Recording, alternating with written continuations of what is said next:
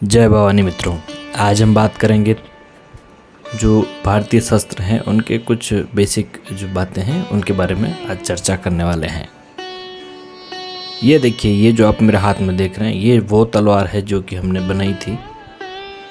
मैंने आपको बनाते हुए दिखाया था कि किस तरह से इस तलवार को बनाया जाएगा, किस तरह से इसकी पॉलिश की जाएगी, किस तरह से इसकी धार की जाती है और किस तरह से इसमें मूठ सेट की जाती है। इसमें मैंने पूरा डिटेल वीडियो बनाए हैं, आप ज़रूर चेक करें। चैनल पर आपको सभी वीडियो इस बारे में मिल जाएंगे। ये देखिए, ये जो है ये भी तलवार हमने घर पे बनाई है और ये म्यान है। म्यान भी मैंने आपको बताया है कि किस तरह से हल्की म्यान घर पे बनाई जा सकती है। बहुत ही कम खर्च में इस तरह की म्यान बना सकते हैं। और ये देखिए तलवार, ये तलवार है बिल्कुल, देखिए छोटी है, इसका जो साइज़ है वो कम है, लेकिन ये बिल्कुल ओरिजिनल तलवार है, बिल्कुल ओरिजिनल कमानी से बनी हुई तलवार है। वजन में बहुत हल्की होती है और ये जो पहले राजा महाराजा होते थे, उनके जो राजकुमार होते थे, उनके लिए इस तरह की तलवार हुआ करती थी। इसके बाद में देखेंगे बहुत सारी अलग अलग तरह की तलवारें जो मिलती हैं बाजार में। तलवार देखें तो एक भारी तलवार भी होती है और एक हल्की तलवार होती है। दोनों में फ़र्क क्या होता है इसके ऊपर मैंने एक डिटेल वीडियो बनाया है, क्योंकि कई लोगों का मानना है कि जितनी हल्की तलवार है उतना अच्छा रहेगा, कोई कहते हैं कि जितनी भारी तलवार है उतना अच्छा है। तो देखिए, इसके बारे में मैं आपका एक डाउट क्लियर कर देता हूँ। भारत के जितने भी सम्राट हुए, जितने भी राजा हुए, चाहे बप्पा रावल, महाराणा सांगा, महाराणा कुंभा, महाराणा प्रताप, महाराणा उदय सिंह जी, महाराणा अमर सिंह, महाराणा राज सिंह, छत्रपति शिवाजी महाराज और ललितादित्य जो कश्मीर के जो महाराज थे, इसके अलावा हेमचंद्र विक्रमादित्य, गुरु गोविंद सिंह जी, ये जितने भी भारत के बड़े बड़े महान योद्धा हुए, पृथ्वीराज चौहान सम्राट, भारत के जितने भी सम्राट हुए, जितने भी योद्धा हुए हैं, सभी ने अपने पास में भारी शस्त्र रखा है। इसके उलट जो बाहरी आक्रांता जितने भी आए थे भारत में लूटने के लिए, उन सभी के पास में भारी शस्त्र, हल्के शस्त्र हुआ करते थे। भारी शस्त्रों की बजाय हल्के शस्त्र हुआ करते थे, जिनको कि मूव करना बहुत आसान रहता है, वार करना बहुत आसान रहता है। बहुत हल्के हाथ से उसको बिना ज़्यादा प्रेशर किए, बिल्कुल हल्के से भी अगर वार करें तो आसानी से तलवार को मूव किया जा सकता है। शरीर का मूवमेंट बहुत हल्का होता है उससे। ये देखिए, अभी छोटी तलवार देख रहे हैं, ये भी है बिल्कुल ओरिजिनल कमानी से बनी हुई है। साइज इसकी छोटी है, लेकिन तलवार ये बिल्कुल ओरिजिनल तलवार है। इसी तरह से बहुत सारी जो तलवारें हैं, काफ़ी हल्के वजन की भी होती हैं, काफ़ी भारी वजन की भी होती है। दिखने में काफ़ी बड़ी होती हैं लेकिन हल्का वजन होता है। कई तलवारें ऐसी हैं जो दिखने में छोटी हैं, साइज़ में छोटी हैं, लेकिन वजन उसका ज़्यादा है। तो इस बारे में कन्फ्यूज़न रहता है कि हम कौन सी खरीदें। पहले भी मैंने कई वीडियो बनाए हैं तलवारों पर और आपको दिखाया है, तो ये आपका कन्फ्यूज़न क्लियर हो जाना चाहिए कि देखिए, भारी जितनी वजन जिसका जितना भारी ज़्यादा वजन होगा, वो उससे मूवमेंट इतना आसानी से नहीं होता है, बहुत ज़्यादा उसको वार करने में आसानी नहीं होती है। लेकिन वो जब एक बार वार कर देती है तो बहुत गहरा घाव करती है। उसके उलट जो हल्का शस्त्र है उसको बहुत ही आसानी से मूव किया जा सकता है, बहुत ही आसानी से वार किया जा सकता है। जैसे ये वाली अब तलवार देखिए, ये दिखने में काफ़ी बड़ी है, लेकिन जो हमने सबसे पहले जो छोटी तलवार देखी थी उसका और इसका वजन बिल्कुल लगभग समान है। छोटी तलवार और इस वाली में कोई वजन में कोई ज़्यादा इसका फ़र्क नहीं है। तो इस तरह की जो तलवार होती है इसको बहुत ही आसानी से मूव किया जा सकता है, बहुत ही आसानी से उस पर वार किया जा सकता है। ये देखिए, ये वाली जो तलवार है ये, और अभी ये वाली तलवार, इन दोनों का वज़न देखें तो दोनों का वज़न बराबर है। आप साइज़ दे सकते हैं, एक बिल्कुल इससे हाफ है, बिल्कुल आधी है, और एक जो है इससे साइज़ में बिल्कुल डबल है, लेकिन काम दोनों का एक ही है क्योंकि दोनों ही ओरिजिनल तलवार हैं और वज़न दोनों का बराबर है। सबसे बड़ी बात ये है। आगे मैं आपको भारी वज़न वाली भी दिखाऊंगा तलवार। तो हल्के वज़न की जो तलवार होती है, मतलब हल्की जो तलवार होती है, उसका जो बेनिफिट है कि बहुत ही आसानी से उसको मूव किया जा सकता है, बहुत ही आसानी से उससे जो है वार किया जा सकता है, बहुत ही आसानी के साथ बॉडी का मूवमेंट बहुत ही आसानी से किया जा सकता है, बहुत ही आसानी से उसको तलवार चलाई जा सकती है। लेकिन कई बार जो हल्का शस्त्र है वो बहुत ज़्यादा गहरा घाव नहीं करता है। जैसे और भी कई सारी तलवारें हैं। आप ये देखिए, ये इसको जो देख रहे हैं ये है खांडा। कई बार आपने चित्रों में, फोटो में माता के हाथ में देखा होगा, जगदम्बा के हाथ में ऐसा शस्त्र देखा होगा। अगर राजस्थान से हैं तो उनके जो कला कंवर राठौड़ जो लोक देवता हैं, महाराणा प्रताप के पिता महाराणा उदय सिंह के राज में उनके एक मंत्री थे, सेनापति थे उनके, कल्लाजी राठौड़, जो कि मुगलों से लड़ते हुए शहीद हुए थे। उनके हाथ में भी ऐसा खंडा देख सकते हैं। खांडा बहुत सी तरह का होता है। एक धारी खांडा होता है, डेढ़ धारी खांडा, और ये जो आप देख रहे हैं ये दो धारी खांडा है। ये देखिए, ये भी वजन में काफ़ी हल्का होता है। देखिए, इसमें खांडे की खासियत ये है कि दो धारी होने के बाद जितना वजन में हल्का होगा उतना आसानी से मूव करेगा ये भी। और इसके उलट आप देखेंगे ये वाली जो बड़ी वाली तलवार है, वो उसकी मैं खासियत आपको दिखाता हूँ। खांडे पर मैं एक विशेष अलग से पूरा वीडियो डिटेल से बनाऊंगा, जिससे कि आप अच्छे से समझ पाएंगे।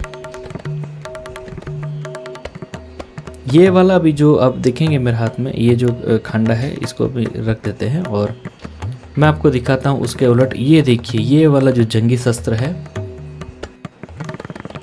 ये जो तलवार है वजन में बहुत भारी है।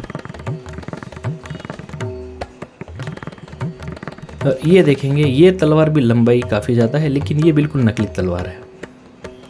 दिखने में बिल्कुल ओरिजिनल लगती है, बिल्कुल खूबसूरत लगती है, चांदी सी चमक है इस पर। और ये जो आप तलवार देख रहे हैं मेरे हाथ में, ये है जंगी शस्त्र। बहुत वजन भी इसका ज़्यादा है, बिल्कुल ओरिजिनल जो इसकी कमानी है उससे बना हुआ है शस्त्र है। और इसकी जो मूठ देख रहे हैं आप, ये जो शेर की मूठ है और हिरण का शिकार करते हुए, इस मूठ को मैंने, ये तलवार को बनाते हुए भी मैंने आपको वीडियो दिखाया है, इसकी पॉलिश करते हुए भी दिखाया है और मूठ सेट करते हुए भी आपको बताया है। ये जो तलवार देख रहे हैं बहुत ही जंगी शस्त्र है, बहुत ही वजन भी इसका बहुत ज़्यादा है। देखिए, हल्के शस्त्र का हमने बात कर ली कि हल्के शस्त्र का, हल्की तलवार का क्या फ़ायदा है। हल्का शस्त्र जो है बहुत फास्ट मूव कर सकता है, बहुत ही आसानी से वार कर सकता है, लेकिन कभी कभी जो वार है वो काफ़ी गहरा घाव नहीं करता। लेकिन ये जो आप देख रहे हैं, इसको मूवमेंट में काफ़ी शरीर का बल लगाना पड़ता है, काफ़ी वजन इसमें है, इस वजह से काफ़ी ज़्यादा आपको आपके हाथों में भी दम होना चाहिए ऐसा शस्त्र चलाने के लिए। लेकिन जब एक बार ये शस्त्र अगर वार कर देता है तो बहुत गहरा घाव करता है। जैसा आपने देखा होगा कि दिवेर के युद्ध में महाराणा प्रताप ने मुगल सेनापति बहलोल खान के घोड़े समेत 2 टुकड़े कर दिए थे, एक ही वार में, एक ही झटके में। तो उस तरह का ये शस्त्र है, उस तरह की तलवार है जो एक बार अगर उससे वार किया जाए, बहुत ही ताकत के साथ वार किया जाता है, इससे बहुत ही ताकत लगती है इसको चलाने में। जितनी ताकत के साथ वार किया जाएगा उतना ही बहुत ही गहरा घाव ये कर देता है। हल्के शस्त्र को चलाने के लिए काफ़ी ज़्यादा उस पर प्रेशर नहीं लगाना होता है, ज़्यादा बल का प्रयोग नहीं करना होता है। लेकिन कई बार वो हल्के जो शस्त्र हैं वो काफ़ी गहरा घाव नहीं करते हैं, जबकि इस तरह के जो शस्त्र है, जंगी शस्त्र, इनको चलाने में बल ज़्यादा लगता है, लेकिन बहुत ही एक बार में ये बहुत ही गहरा घाव कर देता है।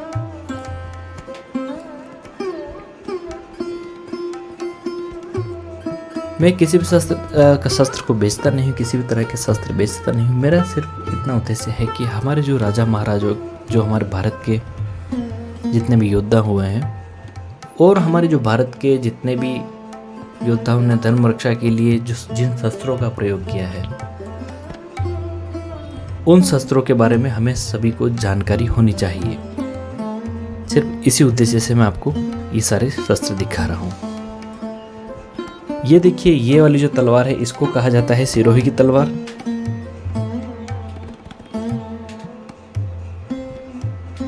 ये देखिए, इसमें बीच में एक लाइन होती है, और इसका जो तलवार के और कटार के बीच में जो लाइन होती है उसका क्या महत्व है, किस वजह से होती है, उसके बारे में मैं आपको डिटेल से जानकारी दे चुका हूँ। आप वीडियो जरूर चेक करें, चैनल पर आपको मिल जाएगा।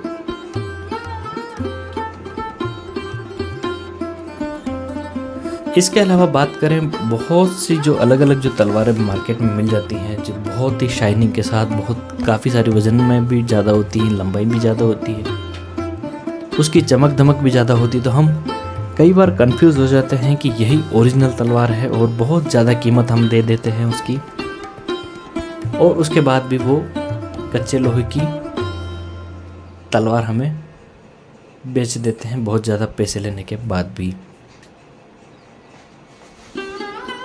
आप अगर पूरा वीडियो अगर देख के फिर अगर आप कोई भी शस्त्र खरीदते हैं तो आप कभी भी ठगे नहीं जाएंगे। ये देखिए, इस तरह के जो शस्त्र हैं, अलग अलग जगह पे अलग अलग तरह के शस्त्रों का प्रचलन है। कुछ उसमें वेरिएशन होता है उसकी हाइट में, और उसकी बनावट में कुछ थोड़ा बहुत वेरिएशन हो सकता है।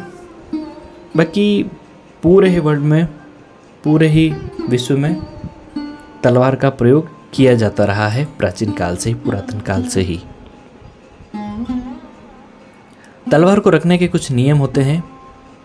जब भी आप तलवार को म्यान से बाहर निकालते हैं तो उसको पूरे सम्मान के साथ सिर से लगाकर या उसका स्पर्श करके, हृदय से स्पर्श करके, फिर उसको तलवार से म्यान से बाहर निकाल जाता है तलवार को। और उसका जो रखने का जो स्थान है बहुत पवित्र होना चाहिए, पवित्र स्थान पर रखना चाहिए, क्योंकि पुराने समय से ही जितने भी राजा महाराजा योद्धा जितने भी हुए हैं, शस्त्र को भवानी का स्वरूप मान के, माता का स्वरूप मान के उसका प्रयोग किया है धर्म की रक्षा के लिए। और कई पंथ संप्रदाय और सनातन संस्कृति में भी शस्त्र पूजन का एक विशेष महत्व है। माता के जितने भी मंदिर होते हैं वहाँ पे शस्त्र के रूप में तलवार को माता का स्वरूप मान के पूजा की जाती है। इसके बारे में आपको जरूर जानकारी होगी। ये देखिए, इस वाली तलवार पे आप देख सकते हैं, इस पे शाइनिंग भी काफ़ी अच्छी है, चमक काफ़ी अच्छी है, और ये काफ़ी मूवमेंट भी काफ़ी अच्छे से करता है। बहुत ही आसानी से इसको चलाया जा सकता है। ओरिजिनल तलवार है, बिल्कुल गहरा घाव कर सकती है। ये भी हाइट इसकी कम है, लेंथ इसकी कम है, छोटी है, लेकिन ये भी है शस्त्र बिल्कुल ओरिजिनल। जिस तरह से एक छोटा चाकू भी काम कर सकता है, फिर यह तो तलवार है, बहुत ही आसानी से काम कर सकती है। ये देखिए, इस तरह के जो भाले वगैरह भी होते थे जो पुराने समय में काम में लिया जाता है, इसके अंदर लकड़ी का डंडा सेट किया जाता था और उसके बाद में इसको भाले के रूप में उपयोग किया जाता था। खांडे के बारे में मैं आपको पूरा ही डिटेल से एक वीडियो बनाकर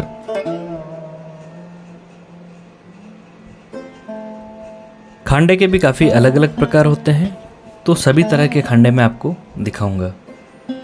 एक धारी, डेढ़ धारी और दो धारी, ये 3 तरह के खांडे विशेष तौर पर पाए जाते हैं। ये वाला जो आप देख रहे हैं ये 2 धारी खांडा है। इसके दोनों तरफ धार होती है, दोनों तरफ से ये इसके जो नुकीला हिस्सा होता है और ये भी काफ़ी घातक वार करने वाला शस्त्र है। और अब बात करते हैं कि जो शस्त्रों पे जो मूठ लगाई जाती है वो किस तरह की होनी चाहिए। इसकी जो आप देख रहे हैं मूठ, ये लोहे की मूठ है, लेकिन इस पर पॉलिश की हुई है तो दिखने में पीतल जैसी लग रही है। इस वाली जो तलवार मेरे हाथ में है, इसमें आप देख रहे हैं इस पर शुद्ध पीतल की मूठ लगी हुई है। बिल्कुल शुद्ध पीतल से मूठ को तैयार किया गया है, ढलमा मूठ है, तो ये कभी भी धोखा नहीं देती है। देखिए, पीतल भी 2 तरह का होता है, इस पर मैं एक डिटेल से वीडियो बना के आपको दिखाऊंगा। एक पीतल वो होता है जो कि गिरते ही टूट जाता है, जिस तरह से आपने देखा होगा मूर्तियाँ बनती हैं, जो भगवान की देवी देवताओं की जो मूर्तियाँ बनती है, जिसको भरत कहा जाता है, भकुर भी कहा जाता है, जो कि गिरते ही टूट जाता है, दिखने में बिल्कुल पीतल जैसा होता है, लेकिन हम उसको समझ नहीं पाते हैं कि कौन सा पीतल है। आपने देखा होगा जो कि हमारे घर की जो नल की जो टूटियाँ होती हैं, यानी कि जो किचन में और बाथरूम में और इस तरह की जो वॉश बेसिन में जो नल लगे होते हैं, वो पीतल होता है, वो भकुर वाला पीतल होता है जो कि गिरते ही टूट जाता है। इसके अलावा दरवाजों में जो कुंडियाँ वगैरह लगी हुई होती हैं, वो भी सारे उसी पीतल से बने होते हैं, जो कि टूट जाने वाला जो पीतल होता है। आपने देखा होगा कि कई बार नल को अगर सेट कर प्लम्बर अगर नल को सेट कर रहा है तो पीतल का जो नल है वो टूट जाता है। तो वो वाला पीतल जो होता है कि जो एक बार गिरते ही या फिर थोड़ा सा प्रेशर लगते ही टूट जाए, वो पीतल की मूठ है, तो वो आपको नहीं खरीदनी है। और ओरिजिनल पीतल आप इसमें इस वाली तलवार में देख रहे हैं, बिल्कुल ओरिजिनल शुद्ध पीतल की मूठ है। चाहे इसको कितनी बार गिराया जाए, कितनी बार नीचे पटका जाए, तो ये मूठ बिल्कुल भी नहीं टूट सकती है। तो इसके लिए मैं आपको एक अलग से डिटेल वीडियो बना के दिखाऊंगा कि किस तरह से जो पीतल की मूठ जो कि नहीं टूटती हो या फिर जो टूटने वाला पीतल है उसको कैसे आइडेंटिफाई करें, किस तरह से उसको पहचानें, जिससे कि आप धोखा नहीं खाएं। और पीतल की जो मूठ है वो सबसे ज़्यादा दिखने में भी काफ़ी खूबसूरत होती है और सबसे ज़्यादा मजबूत भी होती है। और लोहे की जो मूठ है, लोहे की मूठ अगर हल्का लोहा है, कच्चे लोहे से अगर मूठ बनी है, तो वो आपकी जो तलवार है वो बेकार हो जाती है। काफ़ी कितनी भी अच्छी तलवार है और उसमें मूठ अगर लोहे की लगी है तो वो ख़राब होती है, ज़्यादा उसका लाइफ नहीं कही जा सकती। लेकिन अगर ढलमा लोहा अगर लगा हुआ है तो वो काफ़ी अच्छी मूठ उसकी मानी जा सकती है। ये वाली तलवार देख रहे हैं, इसमें भी आप देख रहे हैं ये जो मूठ है पीतल की, बिल्कुल शुद्ध पीतल है। ये इसको अगर कितनी बार गिराया जाए तो टूटेगा नहीं। ये देखिए, ये बिल्कुल शुद्ध पीतल की मूठ है, इसको चाहे कितनी बार पटका जाएगा तो ये नहीं टूटेगी। ये ओरिजिनल तलवार है, सिरोही की तलवार इसको कहा जाता है। ये वो वाली तलवार है। अब बात करेंगे तलवार के कर्वनेस के बारे में कि जो तलवार कितनी मुड़ी हुई होनी चाहिए। ये देखें आप, ये सिरोही की जो तलवार है वो ज़्यादा मुड़ी हुई नहीं होती है, बल्कि इससे पहले जो हमने तलवार देखी है वो काफ़ी ज़्यादा मुड़ी हुई थी और जिसका वजन काफ़ी ज़्यादा था। तलवार अगर जितनी ज़्यादा मुड़ी हुई हो तो दिखने में काफ़ी खूबसूरत लगती है, लेकिन काम दोनों का एक ही होता है। अगर सीधी तलवार भी है या थोड़ी सी कर्व है या बिल्कुल बहुत ज़्यादा कर्व भी है तो उससे तलवार की क्षमता पे कोई फ़र्क नहीं पड़ता है। आप देखेंगे कि खांडा भी एक तरह की तलवार है, वो बिल्कुल सीधी होती है, सीधा होता है खांडा। तो इस वजह से तलवार की कर्वनेस के बारे में बिल्कुल भी हमें किसी तरह की शंका नहीं रखनी चाहिए। चाहे सीधी तलवार है चाहे बेंड हुई कर्व तलवार है, तो दोनों का काम एक ही है। और बात करते हैं अब तलवार की जो मूठ है। पीतल की मूठ सबसे बेस्ट है। इसके बाद देखेंगे अगर कच्चा लोहा है तो वो तलवार आपकी बेकार होती है। अगर तलवार पे अगर मूठ अगर आप लोहे की लगाना चाहते हैं तो पक्का लोहा होना चाहिए, चाहे पक्का लोहे में सरब लोहा हो या फिर इसके अलावा फौलाद हो, या काफ़ी मजबूत जो पकाया हुआ लोहा होना चाहिए। तो वो आपकी तलवार, आप ये देख रहे, ये जो आपने खांडा देखा था, खांडे में भी जो मूठ लगी हुई है वो लोहे की है, लेकिन वो पक्का लोहा है। कच्चा लोहा कभी भी टूट सकता है, पक्का लोहा कभी टूटता नहीं है। बहुत ज़्यादा टेम्परेचर पे जो लोहे को पिघलाया जा सकता है, लेकिन पक्का जो लोहा है वो कभी आसानी से टूटता नहीं है। इस बारे में हमें जानकारी होनी चाहिए। बात करते हैं तलवार की पॉलिश के बारे में। पॉलिश देखिए दो तरह से की जाती है। पॉलिश मैंने आपको पहले भी दिखाया है कि आप या तो आप ग्राइंडर से कर सकते हैं या फिर इसके अलावा आप जो ऑयल स्टोन है उससे भी पॉलिश कर सकते हैं। वो पॉलिश जो होती है सिर्फ घिसाई होती है, उससे आपकी तलवार को किसी तरह का कोई नुकसान नहीं होता है, किसी तरह की उसकी टेम्परिंग नहीं बिगड़ती है। टेम्परिंग उसकी बिगड़ती है जिस पे कि निकल की पॉलिश चढ़ी हुई हो। निकल की पॉलिश चढ़ना का मतलब है कि आपकी जो तलवार है फेक है, सिर्फ दिखावटी तलवार है, वो ओरिजिनल तलवार पे कभी भी निकल नहीं होती है। आपकी तलवार अगर बिल्कुल कांच की तरह चमक रही है, कहीं कहीं से आपको हल्का सा उसमें हल्का कहीं खड्डे टाइप अगर दिख रहा है तो आपको समझ जाना चाहिए कि आपकी तलवार पर निकल चढ़ी हुई है। ये देखिए, आप ये वाला जो देख रहे हैं, ये इस तरह के जो बहुत ज़्यादा शाइनिंग जिस पे होती है वो आपको समझ जाना चाहिए कि निकल की उस पर पॉलिश है। तो निकल की पॉलिश हमेशा जो डुप्लीकेट जो शस्त्र होता है उसी पे होती है। आप देखिए ये जो खांडा है ये भी काफ़ी शाइन कर रहा है, काफ़ी चमक रहा है, लेकिन इस पर किसी भी तरह की पॉलिश नहीं की गई है। ये बिल्कुल शुद्ध लोहा है, तो इस पर किसी भी तरह की पॉलिश नहीं की गई है। ये देखिए फिर भी अच्छे से चमक रहा है। लेकिन अगर बहुत ज़्यादा शाइनिंग बिल्कुल कांच की तरह उसमें अगर आपका चेहरा भी दिख रहा है, इस तरह की शाइनिंग वाली अगर कोई तलवार है, कोई शस्त्र है, तो पूरी तरह से उसको फेक कहा जा सकता है, बिल्कुल नकली शस्त्र उसको कहा जा सकता है, क्योंकि उस पर निकल की पॉलिश चढ़ी हुई होती है। निकल की मेरे किसी भी शस्त्र पर निकल की पॉलिश चढ़ी हुई नहीं है। तो ये आप जितने भी देख रहे हैं ये बिल्कुल जो वास्तविक शस्त्र हैं इन पर किसी भी तरह, देखिए चमक आपको ज़रूर दिखेगी, लेकिन इतनी ज़्यादा चमक इस पर नहीं दिखेगी जिसमें कि आपका बिल्कुल चेहरा आप देख पाएँ। इतनी ज़्यादा रिफ्लेक्शन उसका नहीं होता है, इतनी ज़्यादा चमक नहीं होती है। तो ये पहचान होती है निकल चढ़े हुए शस्त्र और बिना निकल के शस्त्र की। इसके बाद बात करते हैं तलवार का लाइसेंस।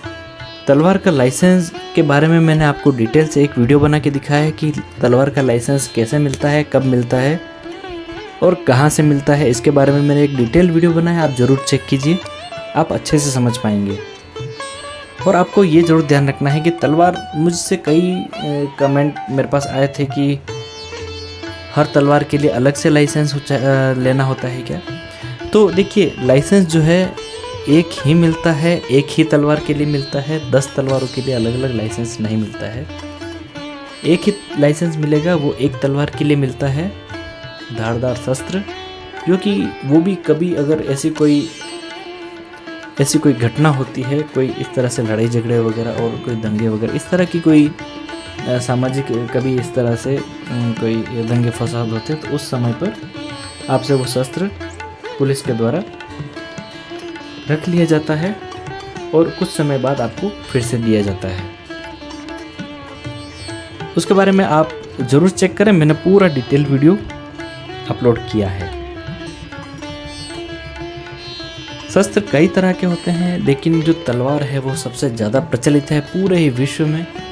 चाहे किसी भी धर्म के योद्धा हों, चाहे किसी भी संस्कृति को फॉलो करने वाले योद्धा हैं, सभी के बीच में तलवार एक कॉमन शस्त्र है। उसमें कुछ देखिए क्षेत्रीय भिन्नताओं के कारण कुछ उसमें वेरिएशन हो सकता है, कुछ दिखने में थोड़ा सा अलग हो सकता है, लेकिन सभी को तलवार कहा जाता है और वो तलवार का ही रूप होता है।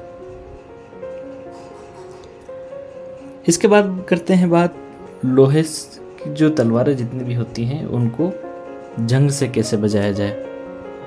जंग से बचाने के लिए आप अपने शस्त्र पर जहाँ जहाँ आपको रस्टिंग दिखे, जहाँ जहाँ जंग दिखे, उसको सैंड पेपर से उसको घिस लेना है और घिसने के बाद में उस पर गाय का घी या फिर जो नारियल का तेल यानी कि कोकोनट ऑयल, उस पर अच्छे से आपको लगा लेना है कॉटन यानी कि रुई की सहायता से।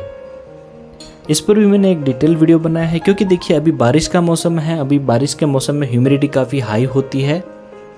ह्यूमिडिटी का मतलब मेरा है कि गर्मी के साथ में जो उमस जो होती है, उस उमस के कारण हमारे जो शस्त्र हैं उनमें रस्टिंग आ जाती है यानी कि जंग आ जाता है। तो उस जंग से बचाने के लिए उस पर जो तेल लगाना और उसको साफ सुथरा रखना ये बहुत ज़रूरी होता है।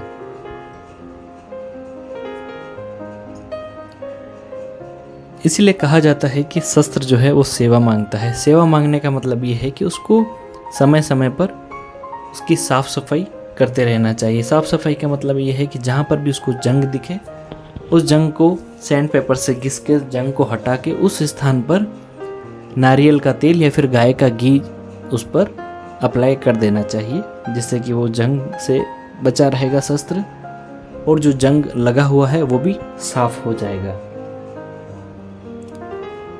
इस तरह का प्रोसेस अपनाते हुए आप अपने शस्त्रों को बहुत ही लंबे समय तक संभाल कर रख सकते हैं।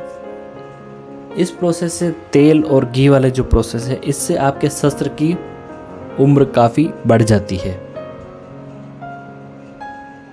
अगर ध्यान नहीं दिया जाए तो शस्त्र की जो जंग के कारण आपका जो शस्त्र खराब होने लगता है और धीरे धीरे वो टूटने लगता है और फिर वो उसकी जो वास्तविक जो इसका जो स्वरूप है वो बिगड़ जाता है और वो फिर आपका शस्त्र खराब हो जाता है।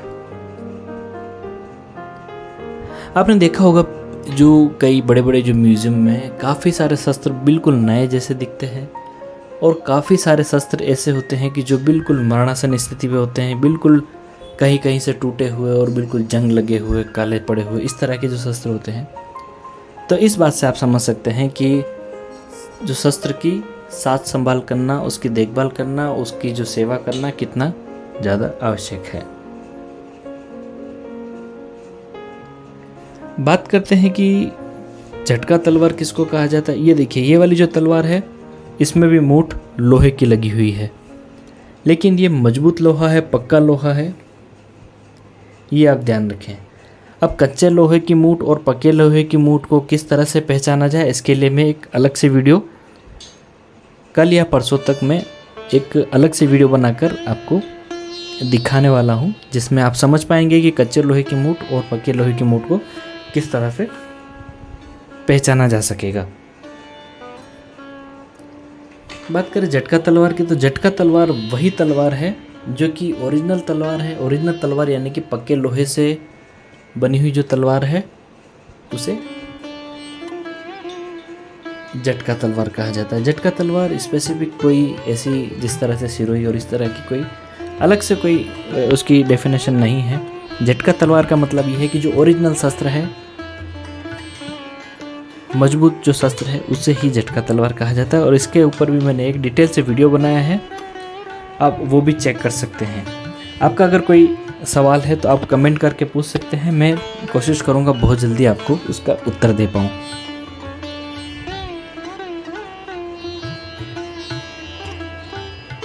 और इसके अलावा देखिए, शस्त्र कई तरह के शस्त्र और होते हैं। तलवारों में भी अलग अलग तरह के जो तलवारें होती हैं। प्राचीन समय में जितने भी शस्त्र हुआ करते थे, जितनी भी तलवारें हुआ करती थी, वो होती थी सारी फौलाद से बनी हुई।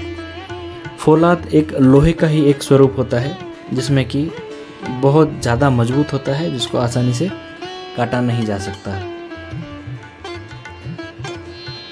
लेकिन आज के समय पर फौलाद मिलना काफ़ी मुश्किल होता है, काफ़ी मुश्किल है। लेकिन फौलाद के स्थान पर हम पक्के लोहे का उपयोग करते हैं और कर सकते हैं। ये जो जितने भी शस्त्र आप देख रहे हैं, ये पक्के लोहे से बने हुए हैं। और जो लाल वाली जो तलवार मैंने आपको दिखाई, वो ज़रूर कच्चे लोहे से बनी। बाकी सारे शस्त्र ये देखिए, ये सारे बिल्कुल पक्के लोहे से बने हुए हैं और बहुत ही जंगी शस्त्र है। अब बात करते हैं जंगी शस्त्र किसको कहा जाता है। तो जो सबसे ज़्यादा कठोर, मजबूत और हार्डनेस जिसकी ज़्यादा हो, यानी कि काफ़ी जो ओरिजिनल लोहे से बना हुआ हो, पक्का लोहे से बना हुआ हो, मजबूत जो शस्त्र हो, उसे जंगी शस्त्र कहा जाता है। जो कि जो पहले के जो समय में जो युद्ध में काम में लिया जाता, जंग में जिनको काम में लिया जाता था, उनको जंगी शस्त्र कहा जाता था। जो कि आसानी से टूटते नहीं और काफ़ी उसकी जो ड्यूरेबिलिटी काफ़ी अच्छी होती है। काफ़ी लंबे समय तक वो जो शस्त्र है बना रहता है और काफ़ी मजबूत होता है, काफ़ी आसानी से वो टूटता नहीं है। उसे जंगी शस्त्र कहा जाता है। और जो जंगी शस्त्र हैं उनको ही झटका तलवार भी कहा जाता है, जिनसे कि झटका किया जाता है। झटका यानी कि देखिए, झटका होता है जो हिंदू धर्म को, सनातन संस्कृति को फॉलो करने वाले जो कुछ बलि प्रथा को करते हैं। यानी कि देखिए, मैं किसी भी तरह से बलि प्रथा को समर्थन नहीं देता हूँ, लेकिन जो बलि की जाती है उस तलवार को ही झटका तलवार कहा जाता है, जो काफ़ी मतलब मजबूत होगी, उसी से झटका किया जा सकेगा। आप अगर हल्की तलवार से, अगर नकली तलवार से अगर झटका करने जाएंगे तो वो तलवार बीच में से टूट भी सकती है। तो नकली तलवार से बिल्कुल भी झटका नहीं किया जा सकता है। देखिए, इस तरह के जो आप शस्त्र देख रहे हैं, इन्हीं शस्त्रों को झटका तलवार भी कहा जाता है, जंगी शस्त्र भी कहा जाता है, जंगी तलवार भी कहा जाता है, जो कि एक ही वार में शत्रु का काम तमाम कर सकता है। यानी कि बहुत ही फोर्स के साथ, बहुत ही पावर के साथ अगर वार किया जाए तो जिस पर वार किया गया है उसको काफ़ी ज़्यादा नुकसान पहुंचा सकते हैं। और अगर नकली तलवार से, अगर कच्चे लोहे वाली तलवार से अगर वार किया जाए तो वो टूट सकती है और सिर्फ जिस पर वार किया गया है उसको सिर्फ बहुत कम चोट आ सकती है। ये देखिए, जितनी बात कर रहा हूँ आज के संदर्भ में नहीं है, जो पुराने समय में, जो राजा महाराजाओं के समय में जो युद्ध हुआ करते थे उस संदर्भ में सारी बात कर रहा हूँ। तो इस तरह का जो शस्त्र है, इसे झटका तलवार इसे ही कहा जाता है और जंगी शस्त्र भी इसको कहा जाता है। आपने महाराणा प्रताप का वो किस्सा जरूर सुना होगा जिसमें कि उन्होंने एक ही वार में अकबर के सेनापति बहलोल खान के घोड़े समेत 2 टुकड़े कर दिए थे। बहलोल खान के भी 2 टुकड़े हो गए थे और उसका जो घोड़ा था उसको भी चीरते हुए तलवार निकल गई थी। तो वो इसी तरह की तलवार हुआ करती थी, जो वजन में भी काफ़ी ज़्यादा होती थी, वजन में भारी होती थी और पक्के लोहे से बनी हुई होती थी, अच्छे मजबूत लोहे से बनी हुई होती थी। इस तरह की जो तलवार हुआ करती थी। तो ये फ़र्क है कच्चे लोहे और पक्के लोहे में। ये इस तरह से ये जो तलवार है। और इसके अलावा भी मैंने काफ़ी सारे वीडियो बना के आपको दिखाया है कि जब भी हम तलवार खरीदने के लिए जाएंगे उससे पहले किस तरह से हम उसकी पहचान कर पाएंगे कि वो शस्त्र बिल्कुल अच्छा ओरिजिनल है या नहीं है। इस टॉपिक पर भी मैंने एक वीडियो बना रखा है, आप ज़रूर चेक कीजिए, आप बहुत ही अच्छे से समझ पाएंगे। और पीतल के बारे में बात करेंगे तो पीतल की मूठ कौन सी ओरिजिनल पीतल की मूठ है, कौन सी नकली पीतल की मूठ है, इसके बारे में भी हम विस्तार से चर्चा करेंगे। क्योंकि देखिए, पीतल दो तरह का होता है। एक जो पीतल है जिससे मूर्तियाँ वगैरह बनाई जाती हैं, आपने देखा होगा कि मूर्तियाँ अगर कई बार हाथ से गिर जाती है तो गिरते ही टूट जाती हैं। तो इस तरह का जो पीतल होता है वो उसको भरत कहा जाता है, यानी कि बकुर पीतल कहा जाता है, जो कि गिरते ही टूट जाता है, वो मजबूत नहीं होता है। तो इस तरह का पीतल आपके जो शस्त्र हैं उसमें मूठ उसकी नहीं लगानी चाहिए। वो थोड़ा सस्ता भी मिल जाता है, लेकिन जो ओरिजिनल जो ढलमा पीतल जो होता है, यानी कि जिसको पीट पीट कर बनाया जाता है, वो वाला जो पीतल है वो कभी भी आसानी से टूटता नहीं है। आपको मैं डिटेल से वीडियो बना के दिखाऊंगा कि पीतल किसको कहा जाता है, बकुर पीतल किसको कहा जाता है, कांसा किसको कहा जाता है, और इसके अलावा कांसी किसको कहा जाता है। कांसा भी कई तरह का होता है। एक तो कांसे के जो बर्तन बनते हैं खाना खाने के लिए, और एक आपने देखा होगा बेल मेटल जिसको कहा जाता है, जिसके कि मंदिर में घंटी बनती है, वो पीतल नहीं होता है, वो बेल मेटल जिसको कि कांसे का ही एक रूप होता है। इसी तरह से मैं आपको डिटेल से वीडियो बना के दिखाऊंगा कि आपकी जो तलवार की जो मूठ है उसको आप किस तरह से पहचान सकेंगे कि वो बकुर पीतल की बनी हुई है या ओरिजिनल बिल्कुल ढलमा जो पीतल होता है उससे बनी हुई है। पीतल को पहचानने का तरीका भी मैं आपको बताने वाला हूँ। तो एक बात का आप जरूर ध्यान रखें कि जब भी आप तलवार खरीदने जाएं, उसकी जो तलवार की जो मूठ है वो अच्छी होनी चाहिए। अगर आप तलवार की अगर बनवा रहे हैं और उसके मूठ अलग से खरीद के ला रहे हैं, तो उसके लिए भी मैं एक वीडियो आपको बना के दिखाने वाला हूँ कि किस तरह से आप जब दुकान से मूठ खरीद के लाएंगे आपकी तलवार में लगवाने के लिए, तो किस तरह से उसको आप अच्छे से उसका मोल भाव और किस तरह से उसकी पहचान करके ओरिजिनल मूठ आप खरीद के ला सकते हैं। एक वीडियो में मैंने आपको तलवार के अंदर मूठ किस तरह से लगाई जाती है उसके बारे में भी पूरी जानकारी दी है। तलवार को मूठ कैसे सेट की जाती है तलवार मूठ में, वो भी मैंने आपको बनाकर दिखाया है कि किस तरह से आपकी मूठ जो है वो तलवार में भरी जाती है।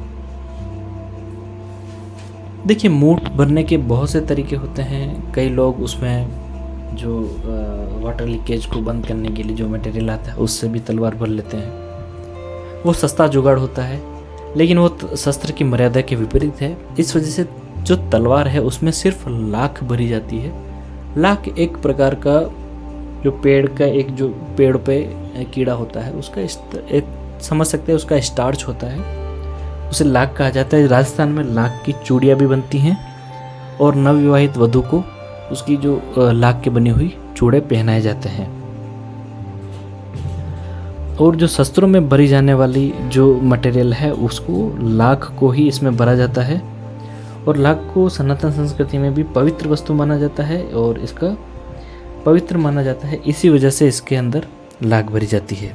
एक मटेरियल होता है जो चपड़ी होती है, बिल्कुल काले कलर का जो चपड़ी होती है, चपड़ी भी कई लोग भरते हैं, लेकिन चपड़ी ज़्यादा समय तक मजबूती के साथ में आपकी तलवार को नहीं बनाए रखता और वो जल्दी ही खराब हो सकता है। और ज़्यादा गर्मी होने पर जो चपड़ी है वो पिघल भी जाती है। आपने चपड़ी देखी होगी कि जो सोने के गहने बनते हैं, जो अंदर से पोकल होते हैं, यानी कि खोखले जो आभूषण बनते हैं उसके अंदर चपड़ी भरी जाती है काले रंग की। हम इसके अंदर भरेंगे, लाख भरेंगे। तो देखिए, इस वाले खांडे के अंदर भी मेरा अभी लाख भरी हुई नहीं, तो इसको भी मैं आपको निकाल के इसके अंदर किस तरह से लाख भरी जाए वो भी मैं आपको दिखाऊंगा।